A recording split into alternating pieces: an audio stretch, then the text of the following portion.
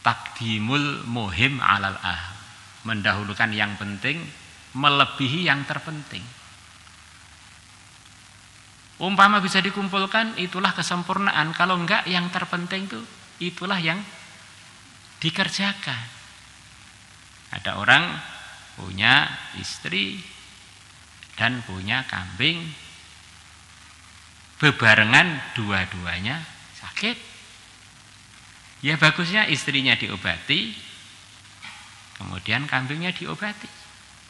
Tapi kalau nggak bisa dikumpulkan, kalau dia ngobati kambingnya, istrinya mati, kalau ngobati istrinya mati, kalau istrinya diobati, kambingnya mati, mestinya dia milih istrinya tuh.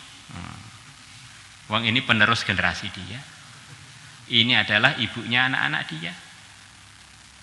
Kalau begini ini orang banyak paham. Kadang banyak paham. Nah, orang yang diperhatikan di bawahnya sholat 5 waktu, mendahulukan mujahadah yang lain, itu namanya orang kebalik-balik. Seperti orang anaknya sakit dan kambingnya sakit, kambingnya diobatkan dulu, akhirnya anaknya mati. Akhirnya dia menyesal, ternyata anaknya nggak bisa digantikan oleh kambing. Mau punya kambing 1 juta nggak bisa menggantikan anaknya yang mati. Diandaikan orang itu hidupnya full sholat sunnah semua, nggak cukup untuk lepas dari hisab sholat 5 waktu.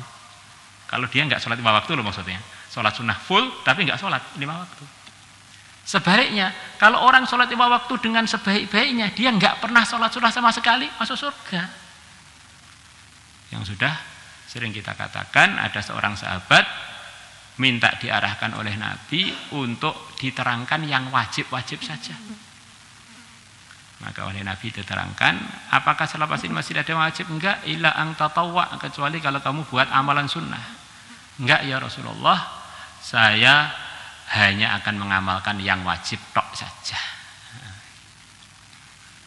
Maka akhirnya Nabi bersabda, kalau orang tadi bicara konsekuen, memang akan disiplin menunaikan semua kewajiban, Allah akan masukkan dia ke surga bersama para siddiqin dan para syuhada. Jadi kalau kita ini melaksanakan yang wajib, wajib itu artinya kan pasti di antara artinya. Kita ini menjadi pasti masuk surga, gitu loh.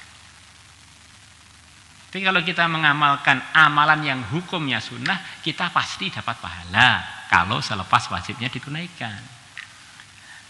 Jadi kalau wajib itu kepastian keuntungan itu dalam menunaikan kewajiban.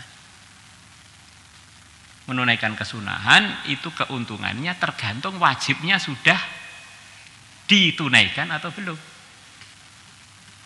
Di posisi sunnah itu kalau dalam bahasa kita, posisi amalan yang hukumnya sunnah adalah seperti kerja lembur. Banyak bonus, tapi kalau orang pengennya kejar lembur dok, sementara kerjaan kewajiban dia nggak ditunaikan, dia nggak akan diterima sebagai pekerja. Kamu dapat bonus kan karena kamu sudah terdaftar sebagai pekerja pokok. Kemarinnya kamu dapat gaji pokok, bonus-bonus itu adalah karena kamu dapat pekerjaan di situ, akhirnya kamu diberi kesempatan untuk cari kerja lembur, dapat bonus lagi. Nggak ada kerja hanya bonus tok, itu nggak ada.